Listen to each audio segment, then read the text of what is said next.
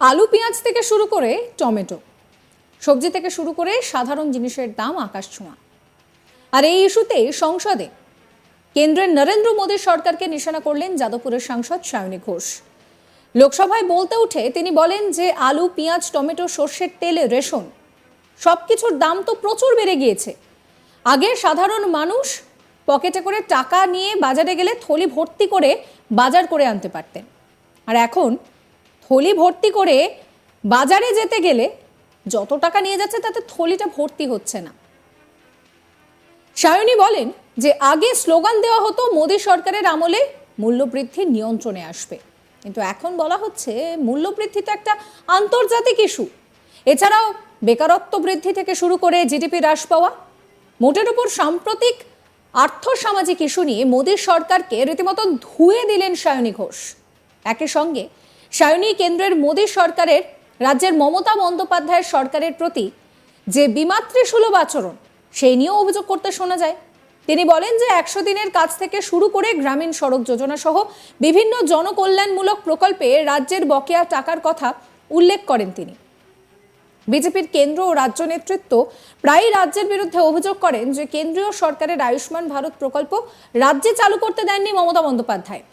এদিন সেই প্রসঙ্গ তুলে সায়নী বলছেন যে আজকে পশ্চিমবঙ্গে গিয়ে দেখে আসুন, স্বাস্থ্য সাথী প্রকল্পে বেসরকারি হাসপাতালে একজন ধনী মানুষের পাশের বেডে একজন সাধারণ মানুষেরও চিকিৎসা হয়।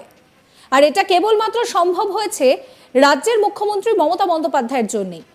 তিনি এদিন বলেন রাজ্যের মানুষের প্রতি কেন্দ্রীয় সরকারের এই বঞ্চনার জন্য প্রতিবার ভোট এলেই বিজেপিকে পশ্চিমবঙ্গ থেকে খালি হাতেই ফিরতে হয়। শোনাবো আপনাদের সায়নী ঘোষের সেই কথা। भारत में एक मिडिल क्लास जो 1 साल पहले एक वेजिटेरियन थाली 100 रुपए में खाता था, आज वही वेजिटेरियन थाली 152 रुपए की हो गई। टमाटर की कीमत 247% बढ़ गई, आलू की कीमत 180%, लहसुन 128% और तेल नमक आटा मैदा 18%। पहले आम आदमी पॉकेट में पैसा लेके बाजार जाता था और थैली भरकर सामान लाता था, लेकिन अमृत काल में आदमी थैली भरकर पैसा लेके जाता है और पॉकेट में आलू टमाटर प्याज लेके घर वापस आता है। सर, माननीय वित्त मंत्री ने पहले कहा था कि बहुत हो गई महंगाई की मार, अब की बार मोदी सरकार। और आज उनके विचार में inflation is an international problem, महंगाई एक अंतरराष्ट्रीय समस्या है। तो विश्व गुरु विश्व बंधु इस अंतरराष्ट्रीय समस्या का समाधान क्यों नहीं कर पा रहे हैं?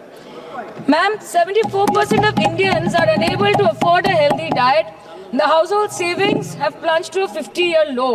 Around 48% of the households in this country are facing a financial crisis क्योंकि उनका खर्चा उनकी कमाई से ज्यादा है. The economic inequality in India is a 100-year high. The country's GDP growth rate for the second quarter 24-25 decreased to 5.4%, which is the lowest in 2 years. The government's total debt has reached a staggering 176 lakh crore, and the total debt is expected to soar up to 185 lakh crore by the end of the financial year. आज आपके उधार की वजह से हर हिंदुस्तानी पर 1.25 लाख का बोझ चढ़ गया और आप उनकी मजबूरी को अपनी ताकत समझते हैं। बंगाल में ऑल इंडिया तृणमूल कांग्रेस की प्रदेश युवा अध्यक्ष होने के नाते मुझे हर दिन कई नौजवानों से बात करनी पड़ती है। वो मुझे ये पूछते हैं कि मोदी जी ने हर साल 2 करोड़ नौकरी का वादा किया था, अर्थात 10 साल में 20 करोड़ नौकरी। उन नौकरियों का क्या हुआ, उन वादे का क्या हुआ? मैं बस उन्हें यही कह पाती हूँ कि पत्ते तो झड़ते हैं उठाता है कोई कोई, वादे तो सभी करते हैं निभाता है कोई कोई। Ma'am, as per the latest report by CMIE, the unemployment rate has risen to 9.2% in June 2024 as compared to 4.9% in 2013-2014. Female unemployment rate is much higher at 18.5% in June 2024 as compared to 7.7% 2013-14. Around 37% of working women are unpaid. In rural areas, this figure is at a horrific 43%. प्रधानमंत्री जी बोलते हैं सबका साथ, सबका विकास, सबका विश्वास। अगर ऐसा ही है तो भारत के लोग आज देश छोड़ के क्यों जा रहे हैं? 2018 से लेके 2023 के बीच 6,70,000 भारतीय ने अपनी नागरिकता त्याग दी। सिर्फ 2022 में ये संख्या करीबन 2,25,000 की थी। In 2022 alone, 7,500 high net worth individuals with a net worth of more than 8.3 crore or more left India. नवंबर 2022 से सितंबर 2023 सिर्फ 10 महीने में 96,917 Indians were arrested attempting to cross the United States illegally. Modi ji कहते हैं कि वो सबके साथ है, मगर ये आंकड़े बोलते हैं जो सबका होता है वो किसी का नहीं होता। और बंगाल के साथ तो कुछ अलग ही रिश्ता है इनका। The relationship is that of quid pro को, ठुकरा के मेरा प्यार मेरा इंतकाम देखेगी। मतलब वोट है तो नोट है और वोट नहीं तो नोट नहीं। As per the available reports, as on 19 July, rupees 1.23 lakh crore is already due from the government of West Bengal against flagship programs like Manrega, PM Awas Yojana, Gram Sadak Yojana, National Health Mission, Central Food Subsidy. Further, 40,806 crore is projected dues against these schemes, bringing the total amount to a staggering 1.71 lakh crore. Madam, health care की schemes में सिर्फ fund हमको दिया नहीं जाता क्योंकि colour coding match नहीं करता है।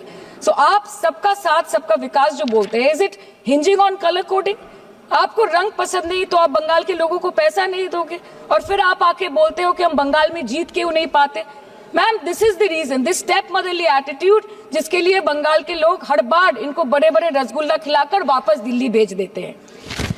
Even after making several attempts to crush our aspirations and our economy, Bengal government stands tall and true towards the commitment towards its people. Bengal में सिर्फ दीदी है तो मुमकिन है। The West Bengal government started transferring money to the bank accounts of 21 lakh people who worked for 100-day scheme without receiving any payments from the central government for Manrega. Even before Ayushman Bharat, in Bengal, Shastra Shati, a cashless scheme was launched, providing treatment cost up to 5 lakh for per person belonging to any strata of the society. आज कलकत्ता के किसी आलिशान private hospital में जहाँ पे एक अमीर आदमी की चिकित्सा होती है, वही बगल वाले बेड में एक गरीब मजदूर, एक गरीब किसान की भी ट्रीटमेंट होती है। यही है ममता बनर्जी का विकास। और आपके अमृत काल में the cost of medical treatment has been doubled in the last 5 years। आप फार्मास्यूटिकल्स के सर आरजीकर पे बात ना बोले, आपकी सीबीआई पे अभी तक कुछ बोल नहीं पाए। हम लोगों ने जो, हमारी पुलिस ने जो बोला था, they are still sticking to that. So उसके बारे में मत बात करें, ठीक है? आप उत्तर प्रदेश के बारे में बात करें ना sir. Sir, medical inflation is at 14%। Regularly लिए जाने वाले दवाइयों की कीमत 50% बढ़ गई। आप सिविल एविएशन के लिए ग्रांट्स मांग रहे हैं। एक एक डोमेस्टिक फ्लाइट, उसकी राउंड ट्रिप की टिकट 20 से 30,000 में बिक रही है। সাবস্ক্রাইব করবেন আজ তাক বাংলার ইউটিউব চ্যানেলকে, ফলো করবেন হোয়াটসঅ্যাপ চ্যানেলও।